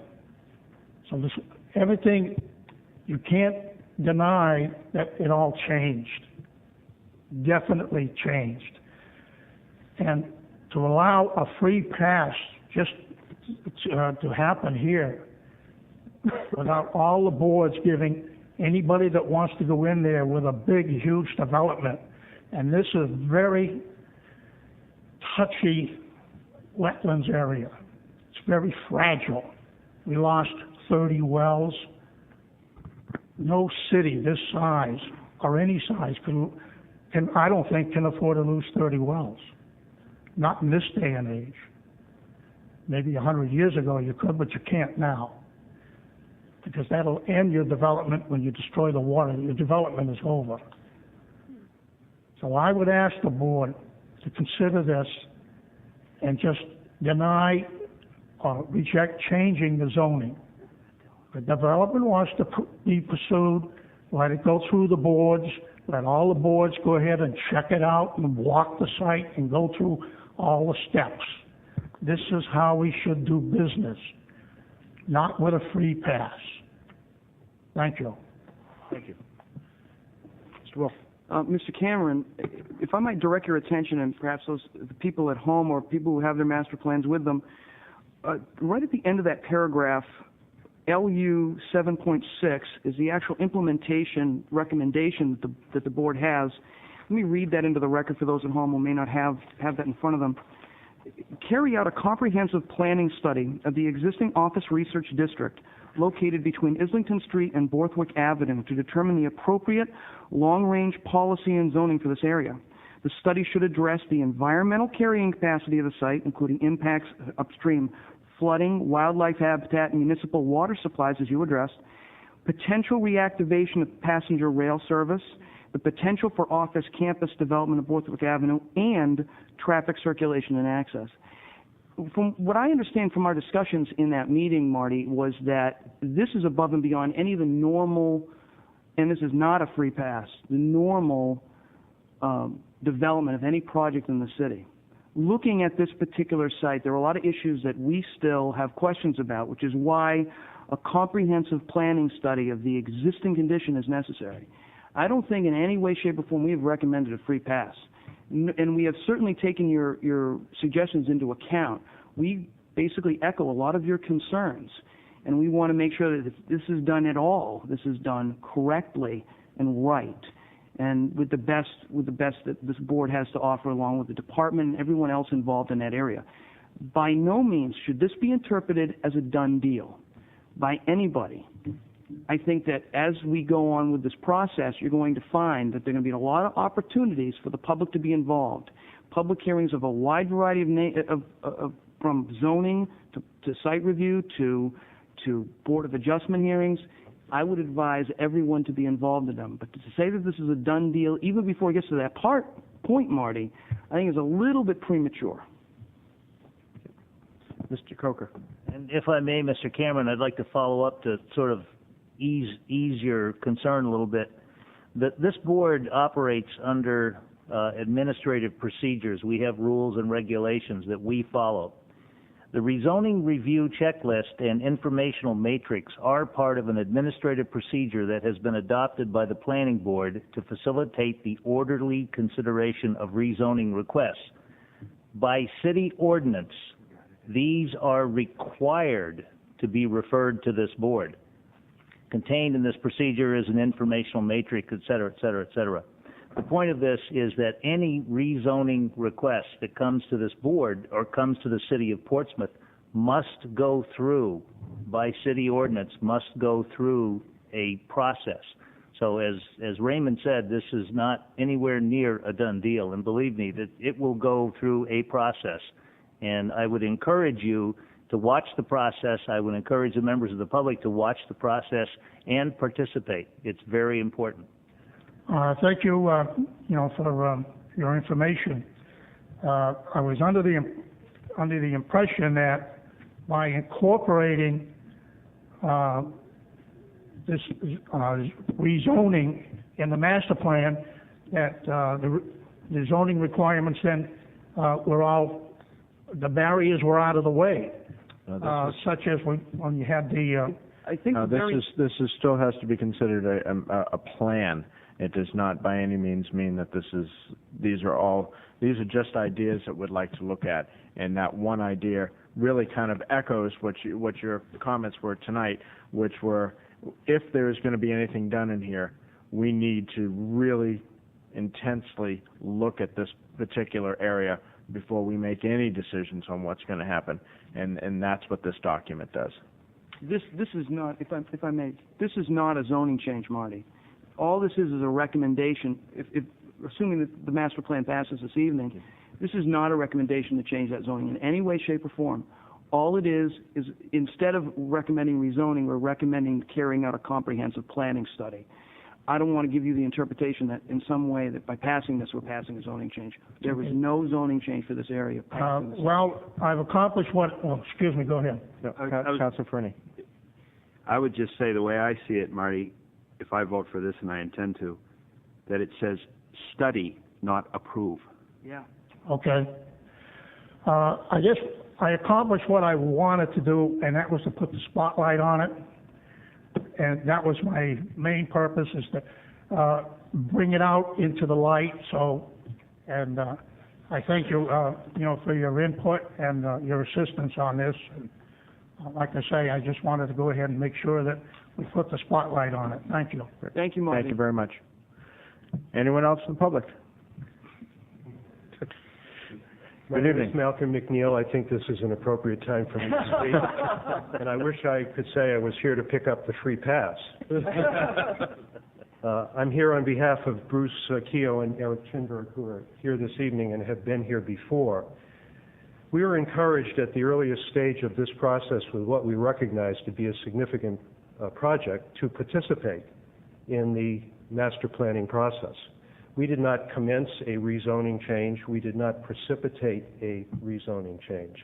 We decided to work with you with regard to the issues that have just been addressed by the previous speaker. As a result of that, you may recall we appeared here on January 27th, 2005. You were kind enough to allow us expansive time to consider what we were proposing. After that meeting, the chairman listed a number of issues that he felt were still outstanding with regard to the project. We supplied a letter to you on February 11th, 2005, addressing those issues.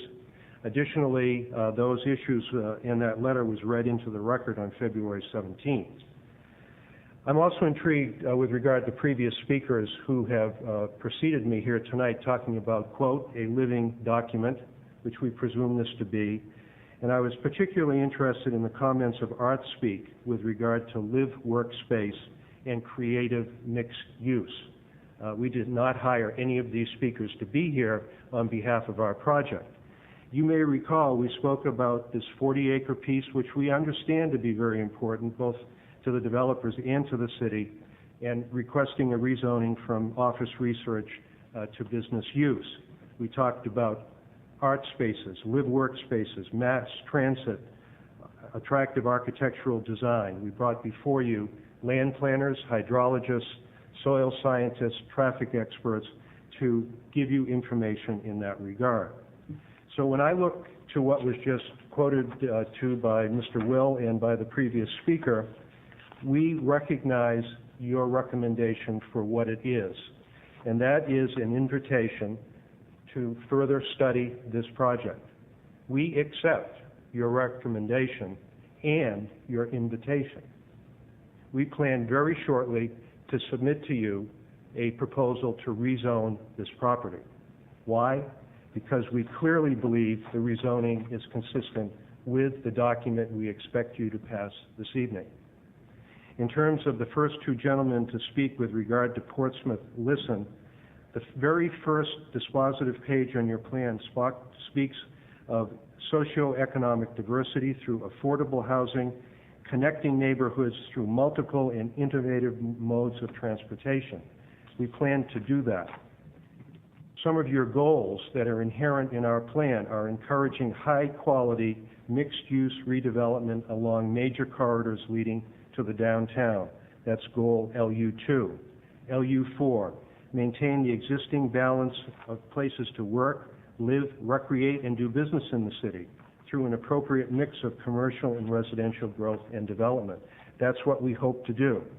And transform the city's main transportation corridors by enhancing their appearance and encouraging a mix of uses to evolve in appropriate areas.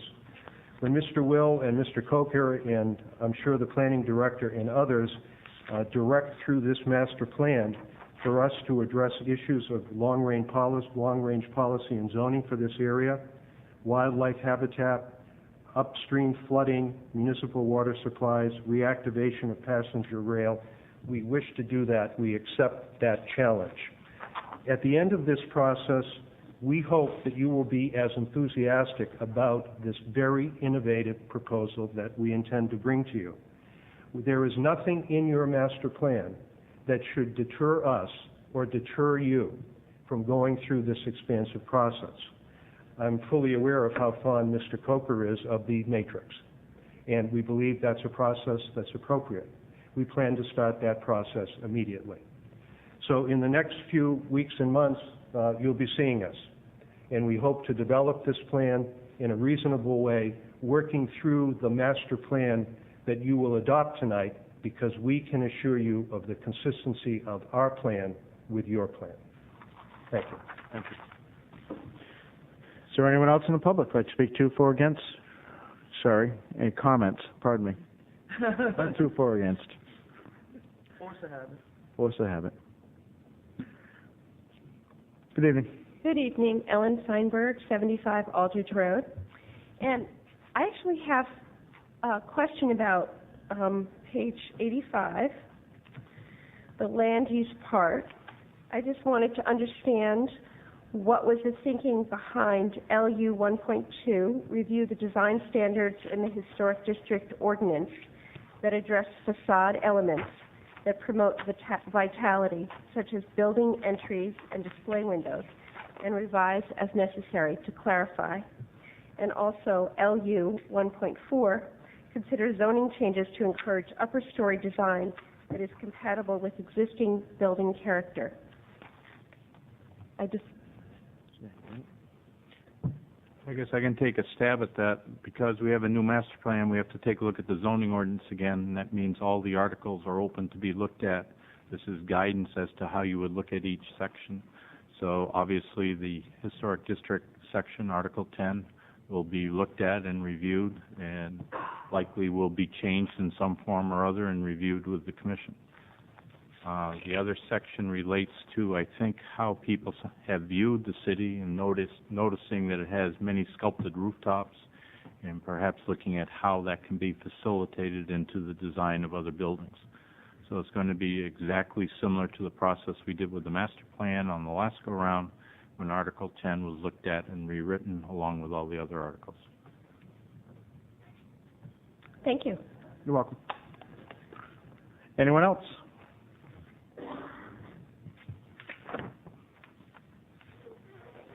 Don't be shy.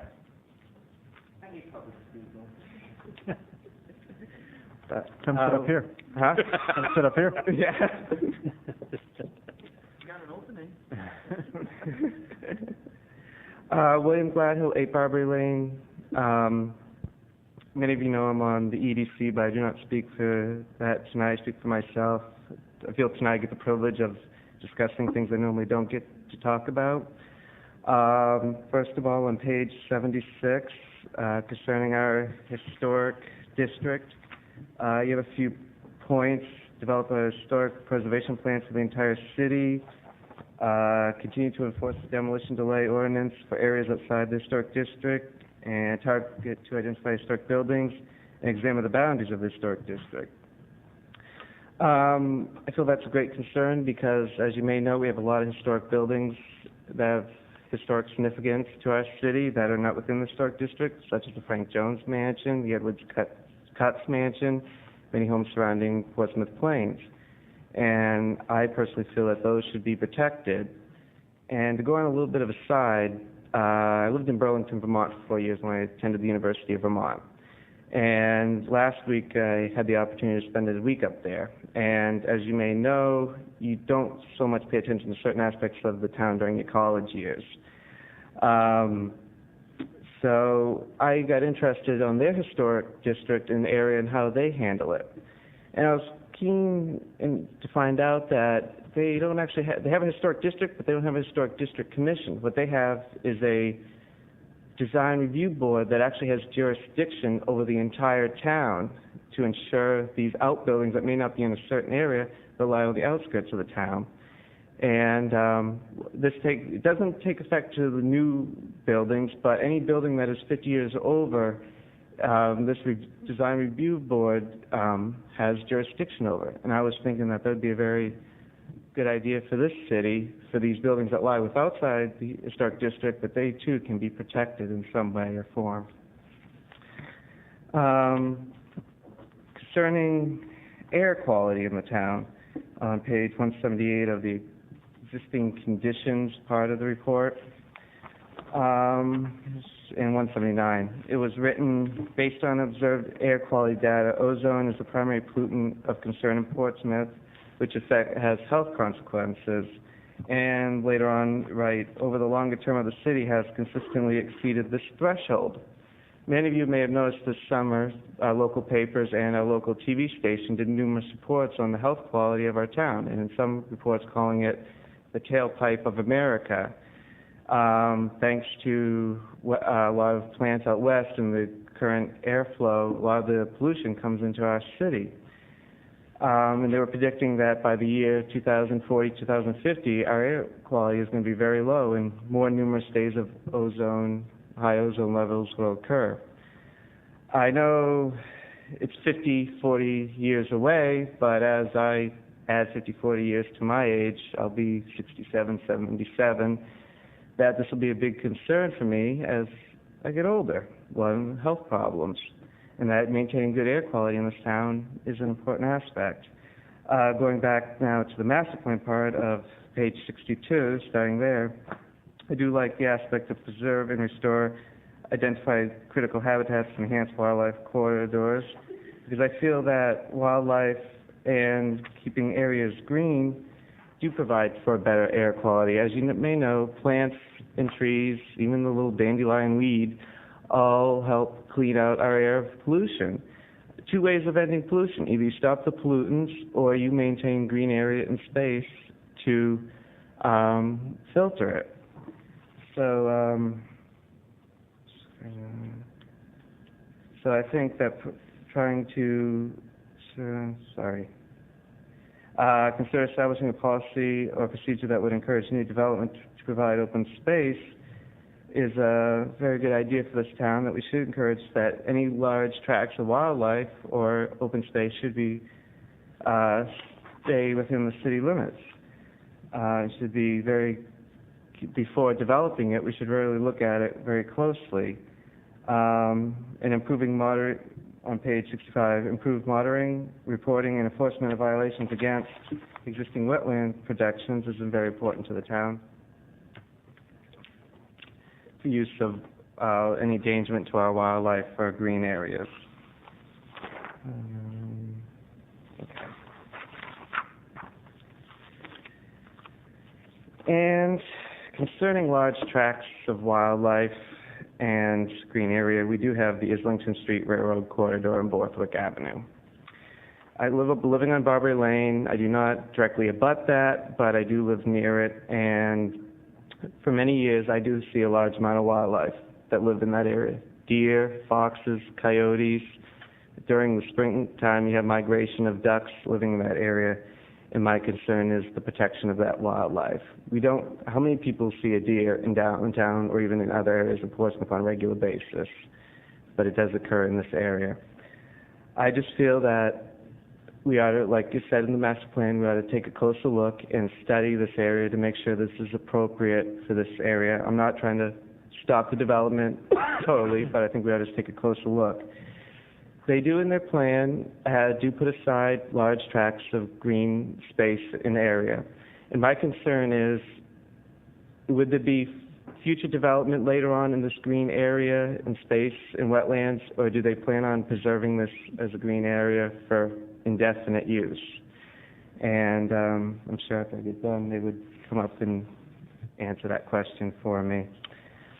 Also, new urbanism is a unique area to New Hampshire. I don't believe we do have an existing area here that demonstrates new urbanism, and I feel upon looking at also the wetland conditions, the traffic concerns of this area, that maybe looking at the idea of new urbanism would be also a very good idea for the town and city staff and boards.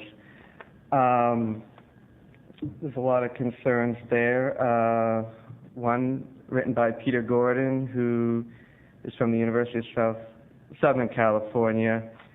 He's also, he's also the California Graduate School of Policy, Planning, and Development.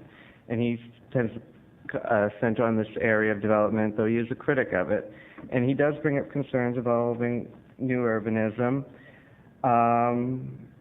how a lot of these settlements tend to be elitist, and they very much do not allow for average income levels, much smaller than the surrounding areas, to be involved in the community, and how new urbanism promotes walking and less automobiles, but they're finding out in a lot of these developments that the automobile is still needed, that not all needs are met within the community, that most of the time, because the homes are so expensive, that the people who work in the community have to live somewhere else, and the people who live in the community work outside the community.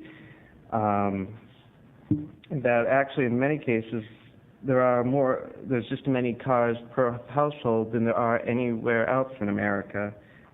And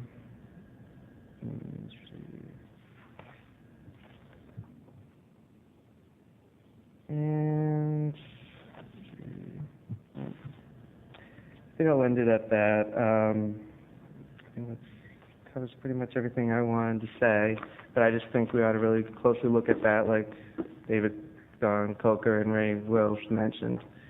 Thank you. Thank you very much.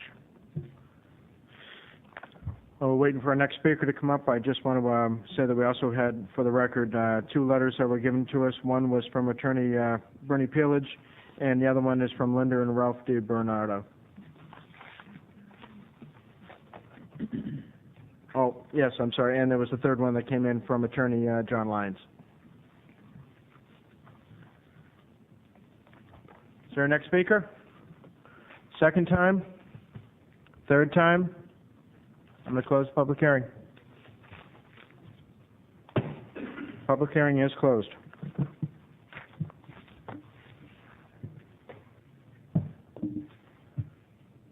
What is your pleasure, Board? We have a adoption resolution.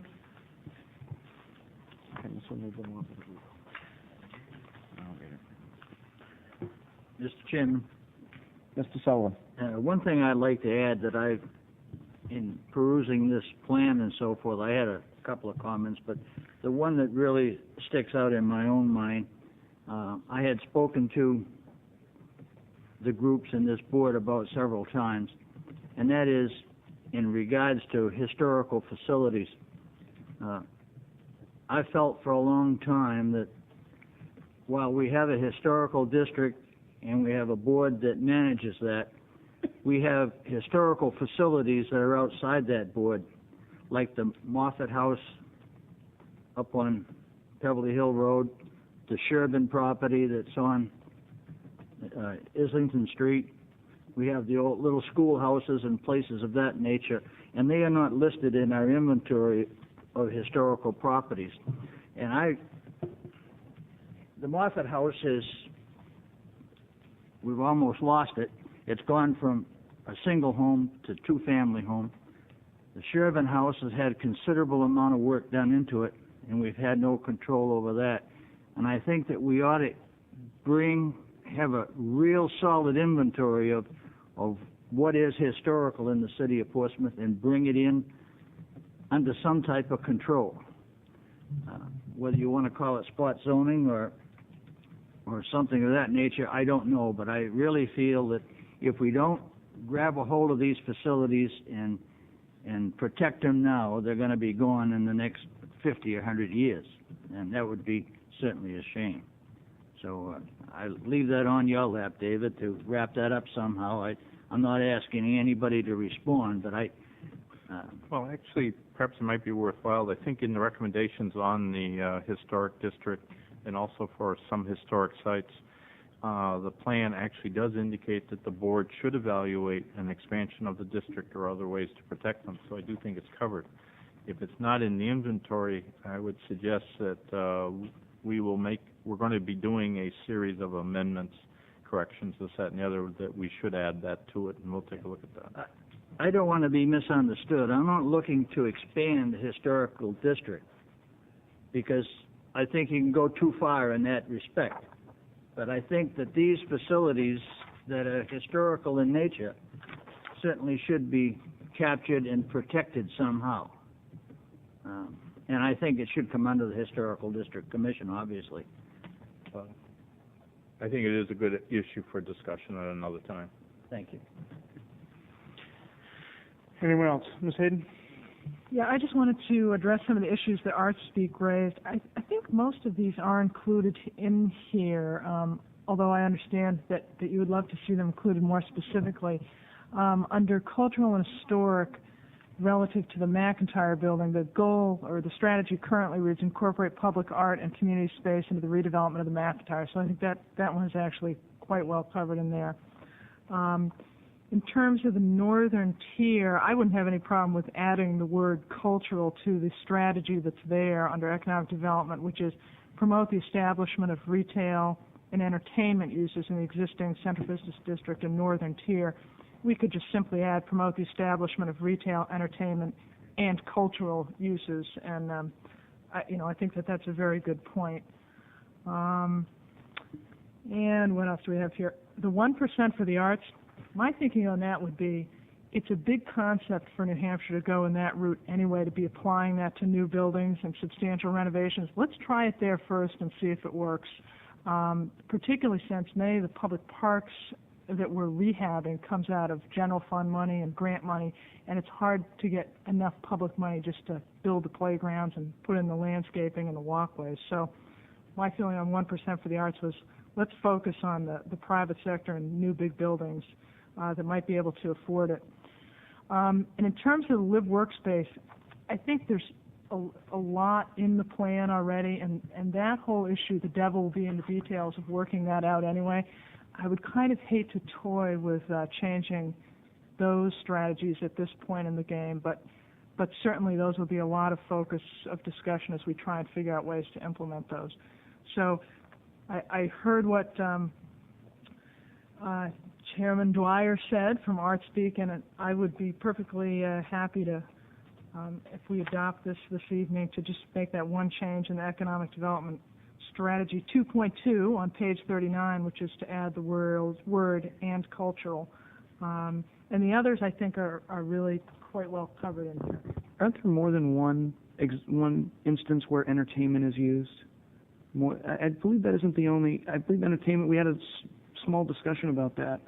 What are we defining as entertainment? And perhaps we should delve even deeper.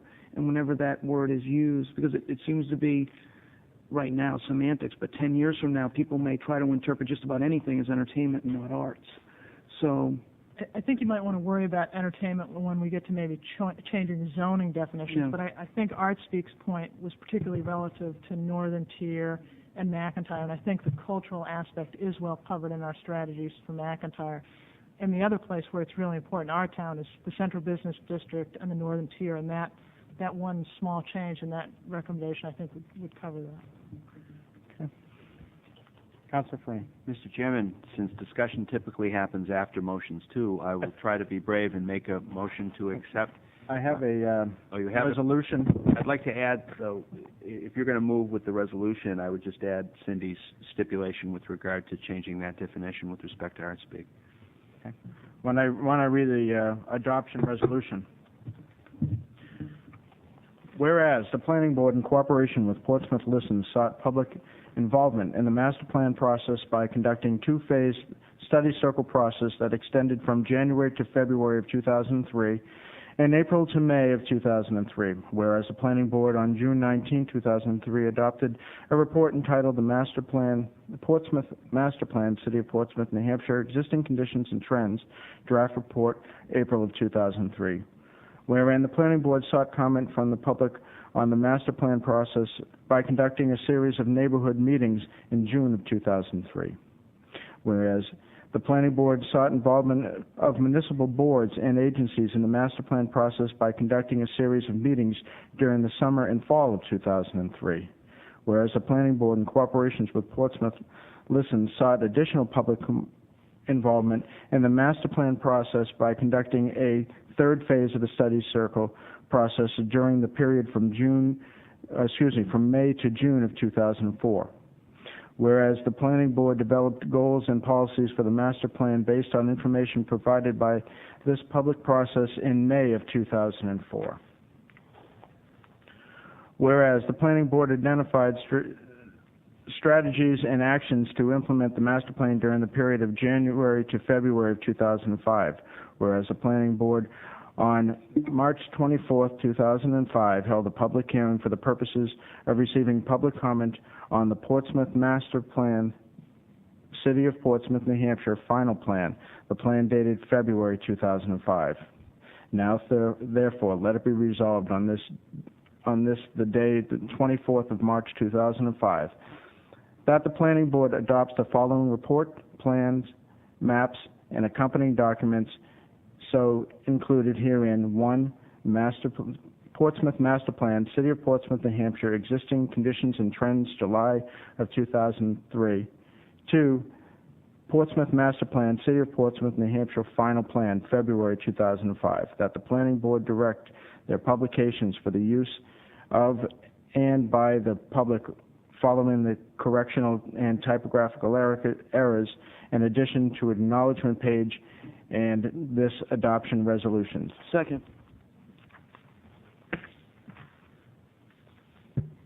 All those in favor? Well, I assume that carries the amendment.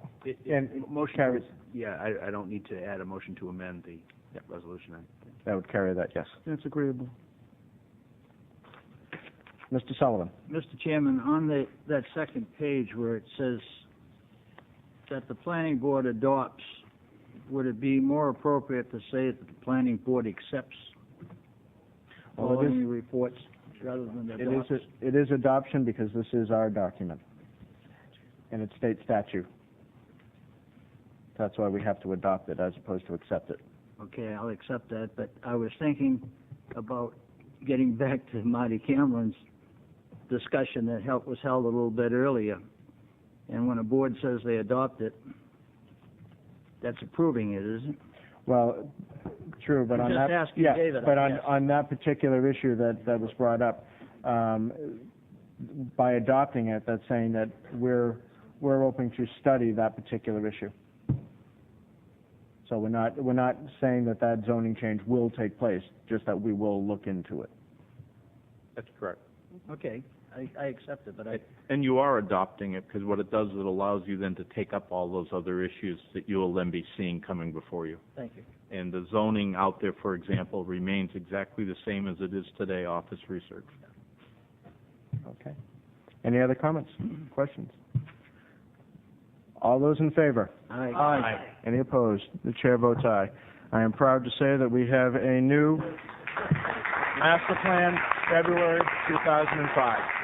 Thank you, everyone, for their hard work. 2 years. Why, it seems 2-year like process. yesterday. And we will start this again in 10 years from now. I'll be here. You going to be here, John? No. Thank you, everyone, for their hard work. Do I have a motion? So moved. Good night, everyone. Thank you. Congratulations, board.